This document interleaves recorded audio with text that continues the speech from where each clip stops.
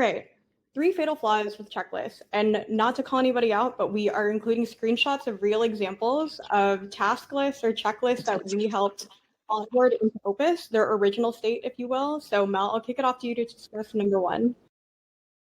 Yeah, so I think one of the big fatal flaws here is a lack of a singular purpose. I think anytime we have a task list that is jumping around, asking a team member to go from the dining room to the outside, now they're in the office, now they need to go to the patio again, now they're at the entrance, we're not allowing them to fit it into the flow of their day. And it can really be quite a bit of cognitive overload, which we talk about a lot in training. And I think it also applies here for checklists and for operational needs. Does this list look familiar to anybody? Does anyone have a checklist in their restaurant that kind of has a large surface area?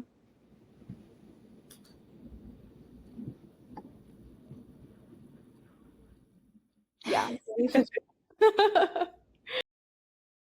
I built these too, let's be honest. Like when I was getting started with checklists, this is what mine originally looked like. Let's be real. Cool. All right. What's our second fatal flaw, Mel?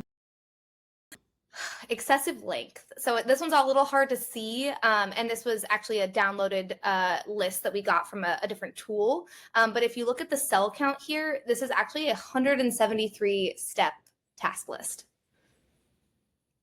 That's a long one. And I definitely recognize that one. So that is one previously used in NAYA, and which is what really made us look at checklists in such a different way, and move from Measure Up, which is the platform that we were previously using, and then put all our checklists into Opus. And it's been smooth sailing ever since, and not 173 questions. And Cindy, I think, oh, go ahead, Sarah. No, I was just going to say there's no shame. I think also with this, Cindy, something that you and I worked on together as you were figuring out which task list you wanted to migrate into Opus, we talked about it for like a week. We brought in your operations leader, and we really were discussing which ones do you want and which ones do you not want in here anymore? Which ones are serving NAYA and which ones aren't serving NAYA? So I know we'll get more into this, but I think this is a great example of you and the ops team just being honest, being like, this isn't serving us the way that we wanted it to. Yes, correct. Yeah, Jennifer has a question. We are using Measure Up for secret shops. Is that something that folks are using Opus for? So we didn't use it for secret shops. What we were using it for was for the opening checklist, closing, food temperature, but also we were doing audits. So our GMs were auditing each other, and then area managers would go into their regions and also perform audits. So this is kind of what we were using it for. So in a way, I guess we were mystery shopping, but we were looking at more than just, is the dining room set. We were looking for very specific things with food, financials, overall big picture things. So that's kind of like what we were mainly using it for. And Cindy, you guys were also on Measure Up, correct? Because I know Jennifer here calls out Measure Up specifically. Yeah. Yeah, before you made the move. I think, and Sarah, let me know your thoughts too here. I think when it comes to secret shops and with there being, if it's internal versus external team members doing those secret shops, I know when I was at Hillstone, I was always encouraged to dine out at other restaurants to give feedback to general managers, give feedback to their teams. So for that instance, yes, Opus can be a great tool to do that because I would already be in the tool as a manager or as an area manager to be able to do that secret shop. In terms of, someone who is not in your system, I'm sure we could figure out some workarounds for you, Jennifer. It's something we can talk through. But it does add a little bit of complexity in there. I'm not sure if Measure Up has sort of like an anonymous, functionality. So that's maybe why you're able to work with it there. Awesome. All right. And our last fatal flaw, trying to do too much. Yes. I call this the who's the audience flaw. So this is an example of a task list. Not sure if it looks familiar to anyone on this call, but this is a classic, bar task list, one that's closed on Mondays and Tuesdays, only open Wednesdays through Sundays, and it takes into account multiple different roles and really multiple different needs, right? You are opening, then you're closing, then you're doing your cleaning and your maintenance. It's not a bad one. It's pretty tight, but I do think that it can get muddy with who is this for and who is completing it. Mel is really big on having an audience where you build any kind of training, and we kind of copy and pasted that approach over to building task lists of when we're working with our customers and saying, hey, okay, we're going to build this checklist and turn it into a task list. Who is this really for? What context do they need? And at what point in their day are they going to be doing it? Like, there's a little bit of not storytelling, but some hospitality that goes into building it. I think Cindy has done a great job at that with NAYA, and I think it's what kind of led to the success of moving over from like a different tool over to Opus, because she really took time to make the little details a lot nicer. And really drive that completion and actually like engage her managers around something that they weren't that excited about before. Yeah. I think knowing who your audience is such a key element of training, and I would say it's the same here with task lists. I think with audience too, we're going to get to this on our next slide, but there's a concept with checklists called, is it a do confirm checklist or is it a read do checklist? And that really applies to who your audience is. If it's a brand new team member that's never done something before, they're going to need to read through the checklist and then they're going to have to do it. Versus you have an 8-year veteran bartender who's completing a checklist, they can do it. And then they just need a confirmation that they didn't forget anything. And I think as you're building, it's important to keep that audience in mind, because you're going to overwhelm a team member who's never done something before with a checklist that's too simple. And you're going to piss off a veteran team member that doesn't need something overly complex. And so you got to kind of find that balance and find a middle ground. So something that I always like to talk about is who is your audience? Awesome. That is a lovely segue. So here are our 4 principles that we've decided do work when we're building task lists with our customers. This is also drawn from the checklist manifesto, so it's not like we pulled it out of thin air. It's something that we're drawing from practice and also from theory, but we've distilled it into 4 principles for you. So Mel just mentioned the do and confirm. This is kind of like the quintessential principle of any kind of task list. Mm-hmm. Yep. Do confirm. Again, the way that they break it down in the book, and I think is a really great distinction, is you have these do confirm task lists, but you also have read do task lists. I do think that typically when we think about task lists, checklists, the do confirm is a good way to think about it, because you want it to apply to all of your team members. But that's where Opus, we do some really interesting pieces within our task list where you can add elements of training within a task list. You can add that within a step where you can allow a team member to click on a training about something that maybe they haven't had to do before. You can add in resources that they can read an SOP, but how to properly, wipe down and lock up patio chairs on the patio at the end of the night. So I think do confirm tends to be, again, the simpler task list that you are assuming someone already knows how to do these functions. And we've added that ability to add in some training elements to them. Principle number 2 is a good rule of thumb in Checklist Manifesto. They talk about 19 steps. Keep it simple. Try to have a task list with no more than 19 steps. They also talk about, our memory being 9 steps, or our memories only really being able to hold 7 to 9 pieces of information at once. So actually in the book, they talk about how that was their initial rule, was that he wanted to try to keep something 7 to 9 steps. But then as he was building this out for the surgical room that he was working with his teams on, because he's a surgeon, he really came to 19 steps instead. Then principle number 3 is purpose. So what is the purpose of the task list? What are you trying to achieve? By the end of this task list, what's the point? Did they open on time? Was the food ready was the food up to standards, right? Are we ready for a health inspection if a health inspector comes in at any point today? Really understanding what your purpose is, I think, is a really important principle, and really breaking it down so that your teams know what the purpose is. And then last but not least is cognitive load. Again, we talk about this with training a lot. I think it applies here with task lists a lot as well, which is like, is it overwhelming? Does it make sense? Does it follow the flow for a team member? So kind of our 4 main principles, guiding principles for us here at Opus. It's a good opportunity for our next poll. Which of these principles, and you can select up to 2, resonates with you the most?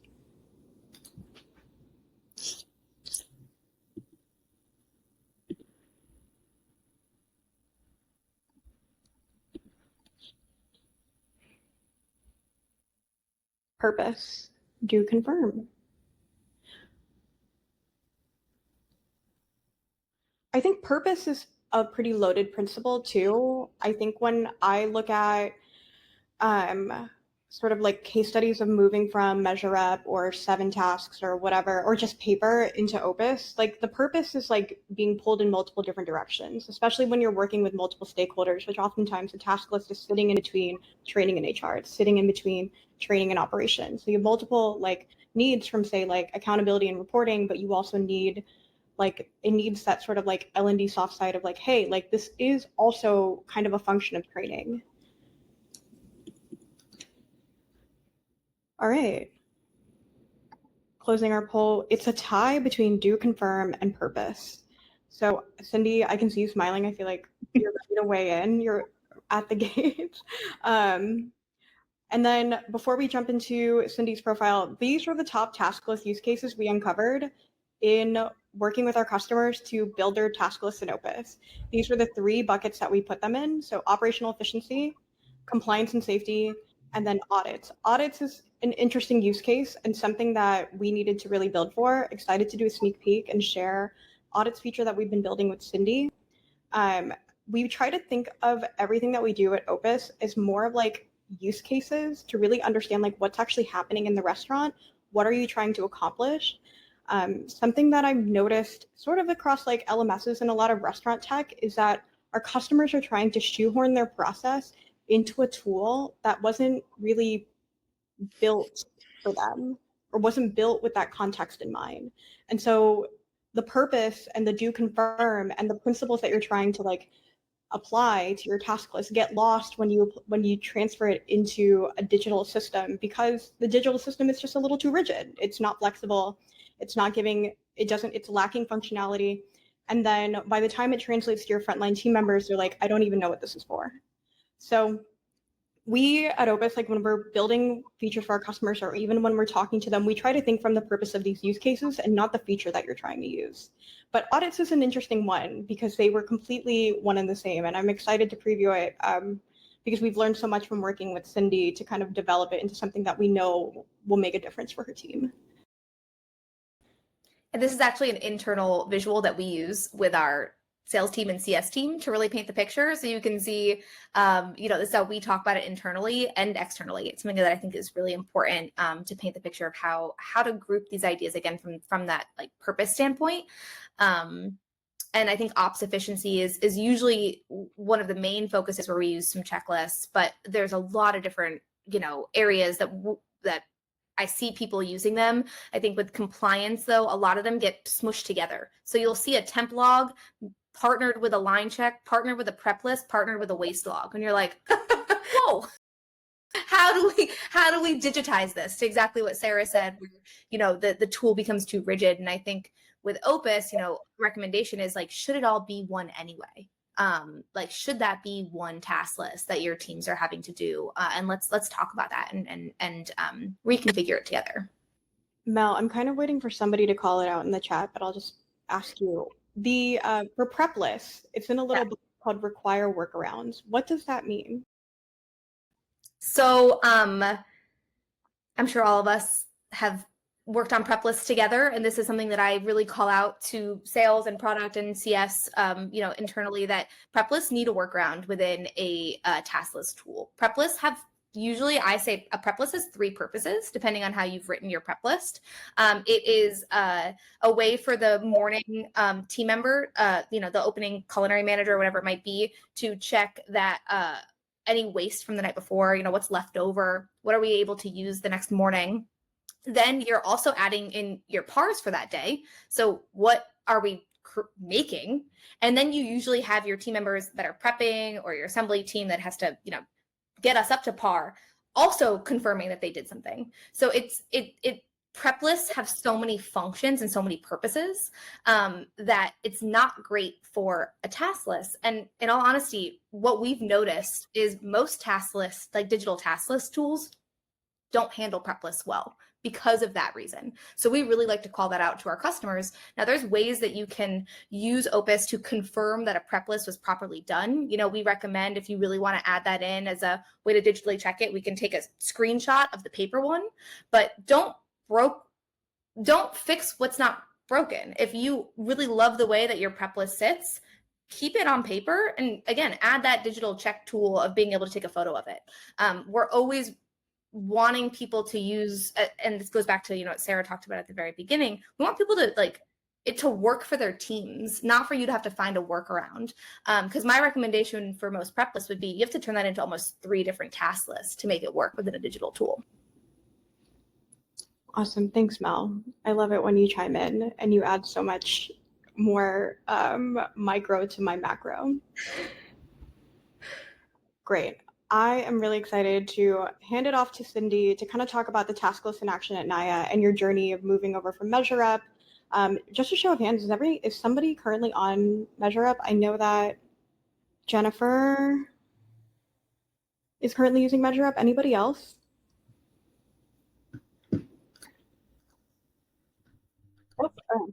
And also, just a preface, we do not typically call out competitors. This is really just with respect to NAYA and the problems that they are facing with having multiple apps for their task management.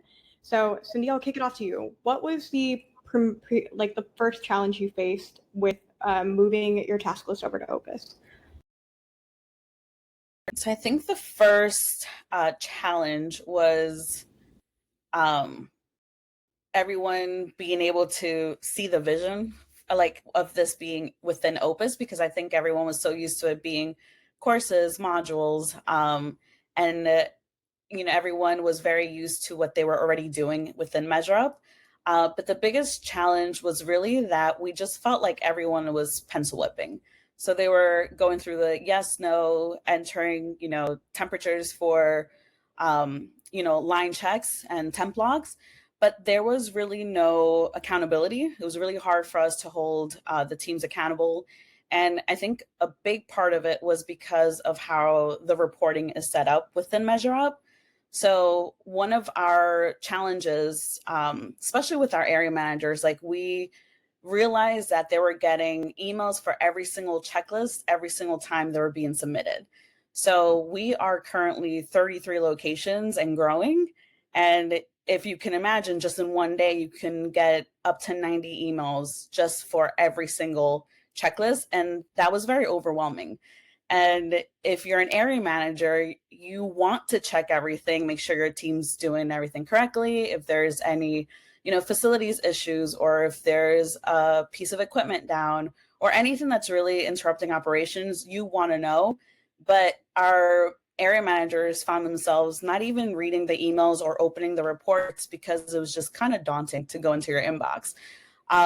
So that was one of the biggest things for us. And when we partnered with Opus for, task lists and task management, and we saw really clean reports, everything is just in one email and you could just kind of click view. Already we started seeing a lot of progress and improvement. And then overall, just the way that we're able to design the checklist was also a huge win. So, it's not just entering, a number or yes or no, or checking the box. We're able to really give them clear instructions, and the triggers were lifesavers. So if for whatever reason a piece of equipment is not reaching temp, or there's something wrong, and you can issue a trigger that either it flags it, right? So we want to know, okay, there's an issue here at this location. But then 2, you can give them, okay, what are your next steps? If it's something, 911 with IT, did you open a ticket within, the IT department? So you're able to give them very specific instructions, which was lovely. And it's been really helpful. So for us, getting the buy-in from the GMs was the biggest challenge. So what we did was we kind of did a pilot. So we picked 3 restaurants that we knew were going to be very honest with us, and kind of work through the kinks of was the checklist even flowing correctly.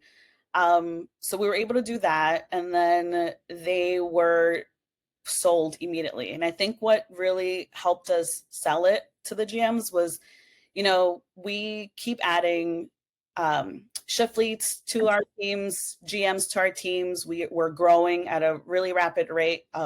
We're going to be at like 40 locations at the end of the year. So we were finding a lot of new managers that weren't really too familiar with how to create or how to go through, these checklists and these temp logs and how to look at the restaurant as in a specific way. So, being able to link content, being able to give them very clear instructions was very big for us. And that's kind of what got our GMs to be on board with it. And then on the accountability piece, they write in notes. There are certain questions that will require them to upload a picture. We recently had our very first LTO that launched, and one of our checklists requires, an upload of the chicken, which you may think like, okay, a picture of a chicken, but for us it was a huge deal because it was a whole different cut size than NAYA's even used to. So even the culinary team was like, this is fantastic because now we're in a position where we don't have to go into every single restaurant, go to the line and check it. We can just go into this, report and just kind of look at everyone's chicken picture and verify that it was done correctly. So I think the biggest win for us was not just the operators, the GMs, the AMs, but once culinary was like, oh, this is great. And then once marketing was like, oh, this is amazing. Like, we can see pictures of their vinyls and anything that's like, promo related, they were a huge fan of. Cindy, you crushed. That was I didn't even realize I was like doing both sides at once. We have a question from Jennifer asking, is there anything about Measure Up that you miss and wish Opus could do? So we are still with Measure Up for one thing. And I don't think it's, or maybe, who knows? So prior to me joining NAYA, I didn't realize that they were also using Measure Up for prep labels. So our labeling system is there, but it's not a big deal. There's so many labeling, systems out there. So we are still waiting to kind of wrap up our contract because labels are not going to really hold us back. But we are still actively using Measure Up because of the audits. So that was a big one for us too, especially our VP of Ops and our DO. For us, audits are kind of like the gateway into the quarterly bonus. So we can't fully leave it yet until there's some sort of like audit in place over at Opus, which happy to know that it's in the works. Any minute now, honestly. We've been working tirelessly on audits, and also we're introducing changes to task lists and check-ins. I think something that we really value at Opus is like the spirit of like continuous learning and trying to make everything 1% better. So we'll learn something in one conversation with the customer, validate it with another, and then really try to apply that to like how it manifests in the product. And I think audits are going to be a good example of that because we have competitors who offer a similar feature, but like how does it fit into Opus and what makes it better? Like what is going to be the difference for you for Cindy as an admin, for her general managers, and then for her frontline team members? So I think I can go into a quick Figma prototype demo of audits, which, bear with me.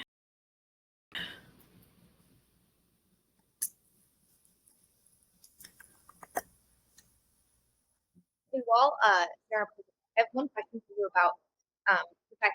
I love the fact that you got your DMs so involved, and I think Matt calls us out too about getting your specs involved and how great it was that you you're a training director and how you understood, I think, that task lists and checklists are really ultimately an operations function. How do you think you were able to work with above store level leadership to get their buy-in as well? Yeah, that was like a challenging one in a way, because I think everyone wanted to see, results really fast. So it was kind of like that little bit of a slow burn because a lot of our teams were still using Opus, but then also using Measure Up. It was really hard for them to let go of what they were already used to. But I think what really drove it home was, there were things that we were clearly struggling with. And whereas like the fact that we had so many different checklists in Measure Up it was preventing us from being successful in terms of something like a DOH visit, because it's like, which list do I even look at? And a lot of those checklists that were meant for DOH were a monthly or a weekly, and there's certain things that you need to do on a daily basis. So once they started seeing, one, that they were doing these tasks on a daily basis, and that they were really like following up on all these things, and had their eyes on it every single day. And we started seeing like better results with our DOH visits, just overall cleanliness in the restaurant, food quality in the restaurant. I think that was the turning point where it was like, okay, these are working. So let's stay here. Nice. Took some coaxing, it sounds like, with your area managers and officers, but we got great. And then the not receiving 100 emails a day was also a big win. That is a win. Awesome. All right. So if everybody can see my screen, I have a Figma prototype. And if you're not familiar with Figma, it's what we use to design all of our products in. So this is just a prototype. It's like the future state design. If you are an Opus customer, this is also a sneak peek of what the task list builder and also what the check-in builder is going to look like soon. We're getting rid of that sidebar and putting everything into the form builder itself. So you can add your media, your link, your course, add a photo, your notes. But the difference between like a task list and an audit is that there's this concept of scoring, and there's also a completely different cadence. So because of those two things, it does kind of will live as like a separate feature in a way. We're treating it like its own thing. And we're also knowing that like this is going to be something that other stakeholders really rely on. So just like a check-in or a task list, you'll be able to add media or link a course or resource. So something that we see with a lot of really good task lists is they actually reference the training course that trained them on it initially. So if they need to go refer back to a best practice or like refer back to like what good looks like, they can do that. And then you'll be able to add the cadence, your point structure, which I think will be either points or percentages. And it's the form, it lives in different sections. Actually, I don't know how much I can click into this, but we want to make sure that the building experience is really, really fast and intuitive. And then you can also quickly like reorder the sections within the form itself. Cindy, I know you had a feedback session with one of our designers this week on audits. What, from your perspective, what's the progress been like in terms of building this feature with us? Yeah, so a lot of the feedback was kind of like, should it be points versus a percentage? Which is, you're probably wondering like, why did that even matter? And the reason why, like, at least in my case, it mattered was because going back to like the whole pencil whipping with checklists, what was also happening to the audits, especially when it was like that GM to GM peer audit that we had previously going on. Everyone knew that they had to score 95 and above to be good, and in order to make it to their gateway to their bonus.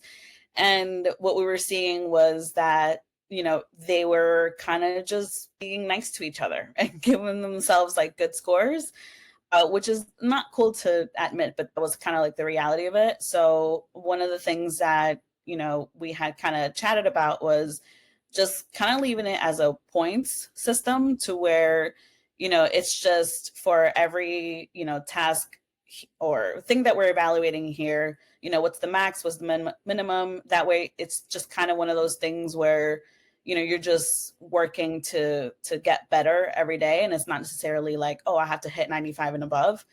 So that was like one of the things. I think overall, everything was pretty smooth. It was one of those, like, she kind of really took how the audits looked within MeasureUp already. And we already love the layout of, Opus, and it resembles the checklist already as it is. So it's something that's already familiar. And we know that once this is good to go, our area managers are going to have an easy time with it because they're already used to being in Opus. Yeah, I love the idea of like incentives around points and percentages. I think that's like a very kind of L&D aspect that we're kind of applying to task lists of like, what behavior are you trying to incentivize? If you're trying to incentivize people to give them like a minimum score, then you're going to see that in reports no matter what, because that's the purpose, that's the goal, rather than like the way that the audit is actually written out is more of an assessment, and it's more objective with the point system than say like I'm trying to hit like 95 out of 100. Cool. All right. I know we're right at time, so I'm going to bump to the end. Eric has a few questions because audits will be separate from task list. Oh, wow. Here we go. Will it be another add-on? No. So audits will be part of task management, but they will be a separate item type in the dashboard. So it's not going to be like a type of task list. You're going to have your task list and you're going to have a section for your audits. And then triggers, I believe, will be included in audits too. Triggers have been like a massive feature enhancement. For anyone not familiar, a trigger is basically like something you can preset as the admin so that if something is not up to par, or if a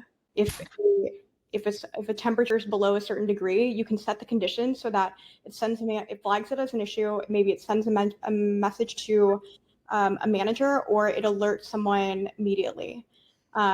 So those triggers are pre-built into task lists and audits so that you can connect that piece, or like the highest priority item, gets reported immediately. And then Kim asked, our RDOs currently have to tally points for a final score for MIT certifications because they are built out with check-ins. Could we move that to an audit to get automatic scoring? Yeah. I mean, I think that would be a really interesting use case. Kim, I'd like to learn more about your MIT certification check-ins, because audits also can be just as much of a training tool as just like an ops tool. And I think the scoring aspect, which is not necessarily like a pass-fail on a course, it's more like a certification or something that you know you're going to do like once in a while. I think that would be an interesting task for an audit, something to move over from a check-in. Awesome. Okay, Jennifer, I would love to answer all of your questions. I'm going to take them with me and follow up with you after the call. And also, I just wanted to include, we have a task management demo if anybody's interested. Office Hours is never intended to be like a sales pitch by any means, but this one being so feature heavy, it kind of ended up being one. Oh, Kim, thanks. So if you want to see a basic high-level demo of task management, you can click on that YouTube link. It goes over triggers into scheduling, access, a high-level view of the feature. But we really did our best to apply everything that we know our customers love about Opus training over to task management. Awesome. So I want to say we're 1 minute over time, but if anybody has any questions, I'm going to do courtesy going once, going twice.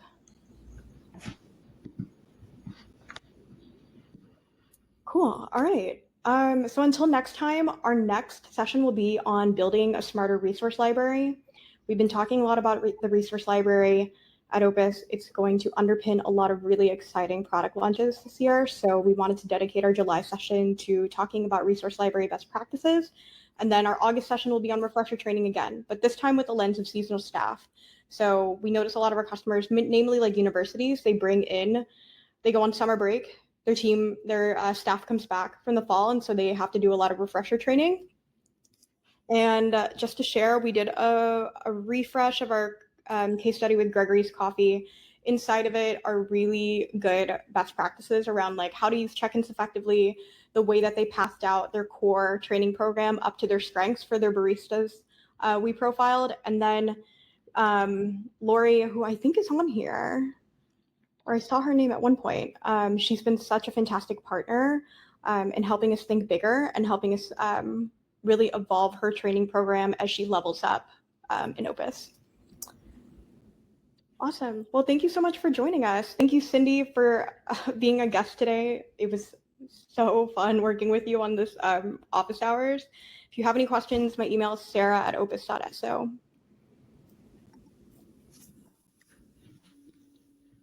Thanks, Matt. Bye, Chris. Bye, Tim. Jennifer, I'll be in touch with you. Thanks for coming, Ray. Matthew, if you want a more formal Opus demo, you can book one on the site, but love to follow up with you after this and get your thoughts. Cool. All right. Thanks, y'all. See you next time. Bye.